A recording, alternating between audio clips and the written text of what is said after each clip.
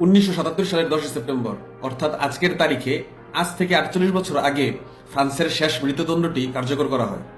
মৃত্যুদণ্ডপ্রাপ্ত আসামি হল হামিদা জ্যান্ডুমি, যিনি তিউনিসিয়া থেকে ফ্রান্সে এসেছিলেন। তার বিরুদ্ধে আনীত অভিযোগ হচ্ছে তিনি তার সাবেক প্রেমিকা এলিজাবেথ বুশেকে অপহরণ করে, নির্যাতন করে এবং শেষে হত্যা করে। তখনকার নিয়ম অনুযায়ী তাকে ফ্রান্সের মার্সেই শহরে গিলুটেনে শিরুচ্ছেদ করা হয়। ফরাসি বিপ্লবের পর থেকে ফ্রান্সের মৃত্যুদণ্ড কার্যকর করার একটি সরকারি পদ্ধতি হচ্ছে গিলুটিন।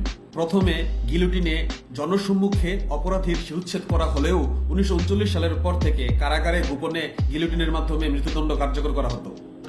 পরবর্তীতে ফ্রান্সের প্রেসিডেন্ট ফ্রাঁসোয়া মিত্তের সময় 1981 সালে আইন করে ফ্রান্সের মৃত্যুদণ্ড বাতিল করা হয়।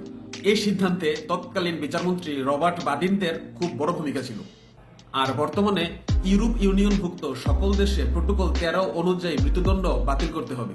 যারা প্রোটোকল 13 মানবে না তারা ইউরোপ ইউনিয়নভুক্ত দেশ হতে পারবে না। ইউরোপের একমাত্র দেশ বেলারুশ, যেখানে এখনো মৃত্যুদণ্ড বহাল আছে, তাই বেলারুশ এখনো ইউরোপ ইউনিয়নের সদস্যপদ লাভ করে নাই।